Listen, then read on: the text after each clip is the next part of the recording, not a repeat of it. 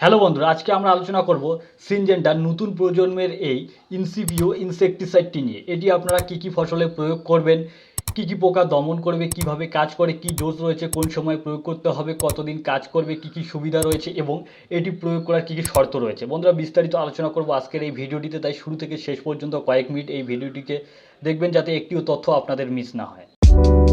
বন্ধুরা, এবার দেখে নেব এই ওষুধটি কী কী ফসলে আমরা প্রয়োগ করতে পারি। বন্ধুরা, এটি প্রধানত সিনজেন্টা সুপারিশ করে ধানের জন্য, অর্থাৎ এটি আমরা মূল ফসল হিসাবে ধানে প্রয়োগ করব। এবং দ্বিতীয়ত কিছু ক্ষেত্রে আমরা ভুট্টার ফল ওয়ার্মিং অর্থাৎ ছিদ্রকারী পোকার জন্য প্রয়োগ করতে পারি। এবং দ্বিতীয়ত দেখে নেব এই ওষুধটি কী কী পোকা দমন করে। বন্ধুরা, এটি প্রধানত স্টেম বোরার অর্থাৎ মাজরা পোকা এবং দ্বিতীয়ত লিফ ফোল্ডার অর্থাৎ পাতা মোড়ানো পোকার বিরুদ্ধে কাজ করে। এবং তৃতীয়ত দেখে নেব এই ওষুধটি কীভাবে কাজ করে। বন্ধুরা, এটি প্রধানত কন্ট্যাক্ট এবং সিস্টেমিক দুইভাবেই কাজ করে, অর্থাৎ স্পর্শনাশক এবং স্নায়ুতান্ত্রিক দুইভাবেই কাজ করে। এটি স্প্রে করার সময় পোকার গায়ে পড়লেও পোকাকে মেরে ফেলবে এবং দ্বিতীয়ত স্প্রে করার পর পোকা যদি সেই পাতা খায় তাহলেও কিন্তু সেই পোকাকে মেরে ফেলবে। এবার দেখে নেব এই ওষুধটির ডোজ। বন্ধুরা, এটি আপনারা 120 ml 200 লিটার জলের সঙ্গে মিশিয়ে পার একরে প্রয়োগ করবেন। এবং বিঘা হিসাবে যদি হিসাব করি, বিঘা হিসাবে আমরা 16 লিটার ট্যাঙ্কে 10 ml করে ওষুধ দিয়ে 4 ট্যাঙ্ক করে পার বিঘায় প্রয়োগ করবেন।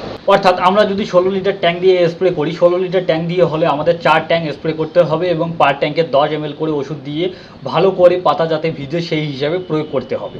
এবার দেখে নেব এই ওষুধটি আমরা কখন প্রয়োগ করবেন, কোন সময় এই ওষুধটি আপনারা প্রয়োগ করবেন। বন্ধুরা, এটি প্রধানত আমরা 15 থেকে 25 দিনের মাথায় একবার এবং দ্বিতীয়ত 25 থেকে 35 দিনের মাথায় অথবা 35 থেকে 45 দিনের মাথায় একবার আমরা প্রয়োগ করব। এবং সিনজেন্টা এটিকে প্রিভেন্টিভ হিসেবে প্রয়োগ করার বেশি জোর দিয়েছে, অর্থাৎ প্রথমবার 15 থেকে 25 দিনের মাথায় প্রয়োগ করার বেশি গুরুত্ব দিয়েছে। এবার দেখে নেব এই ওষুধটি কতদিন কাজ করে। বন্ধুরা, কোনো ওষুধকে নির্দিষ্টভাবে বলা যায় না যে এই ওষুধটি এতদিন কাজ করবে, কারণ যে কোনো ওষুধের কাজ করার পিছনে অনেক কিছু কারণ রয়েছে এবং কাজ না করার পিছনে অনেক কিছু কারণ রয়েছে, যেমন আবহাওয়া কেমন রয়েছে। অতিরিক্ত রোদ হলেও কোনো ওষুধ ভালো কাজ দিতে পারে না। আপনারা কী জল দিয়ে প্রয়োগ করছেন, মাঠ থেকে পরিষ্কার জল না অপরিষ্কার জল দিয়ে প্রয়োগ করছেন তার উপর, এবং পোকার রেজিস্ট্যান্স গ্রোথ পোকা কী পর্যায়ে রয়েছে তার উপর, সব কিছুর উপর ডিপেন্ড করে ওষুধের কাজ। তাই কোনো ওষুধকে নির্দিষ্টভাবে বলা যায় না যে এই ওষুধটি এতদিন কাজ করবে।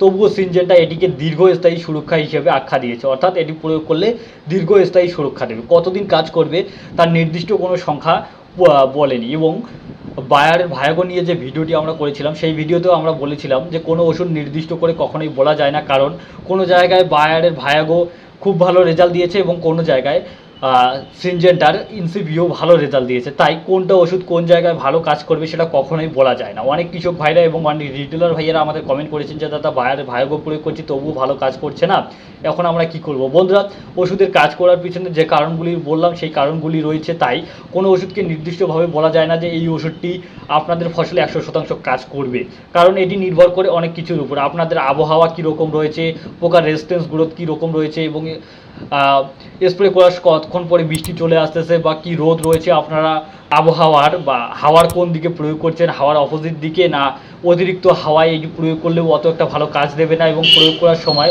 পাতাকে ফুল কভারেজ দিয়ে প্রয়োগ করতে হয়, অর্থাৎ পাতাকে ভিজিয়ে প্রয়োগ করতে হয়। এবং যে ডোজটি বললাম 16 লিটার ট্যাঙ্ক হলে আপনাদের 4 ট্যাঙ্ক করে ভিজিয়ে স্প্রে করতে হবে। এই শর্তগুলি মেলে প্রয়োগ করলেই তবেই যে কোনো ওষুধ ভালো কাজ দিতে পারে, না হলে দিতে পারে না। এবং দেখে নেব এই ওষুধটি প্রয়োগ করার কী কী সুবিধা রয়েছে। বন্ধুরা, এটি আইসোসাইক্লোসিরাম 18% রয়েছে WWSC ফর্মুলেশনে, অর্থাৎ এটি সাদা দুধের মতো গাঢ় ফর্মে রয়েছে। এই ওষুধটি প্রয়োগ করলে আপনাদের গা ঝালা করবে না। প্রথম সুবিধা রয়েছে এই ওষুধটি প্রয়োগ করলে আপনাদের গা ঝালা করবে।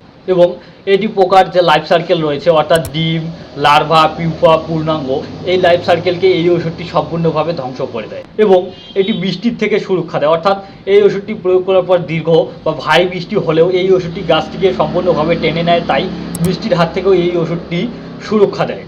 এবার দেখে নেব এই ওষুধটি প্রয়োগ করার কী কী শর্ত রয়েছে। বন্ধুরা, এই ওষুধটি আমরা কি করি, অনেকগুলি ওষুধ একসঙ্গে ককটেল করে প্রয়োগ করি, অর্থাৎ ধসার ওষুধের সঙ্গে ফাঙ্গিসাইড বা একই ধরনের অনেক কীটনাশক এক ট্যাঙ্কেই মিশিয়ে প্রয়োগ করি। বন্ধুরা, এভাবে প্রয়োগ করলে ওষুধ টক্সিক হয়ে যায় এবং আমাদের পোকা মারার সঙ্গে সঙ্গে যে বন্ধু পোকাগুলি রয়েছে সেগুলিও মরে যায়।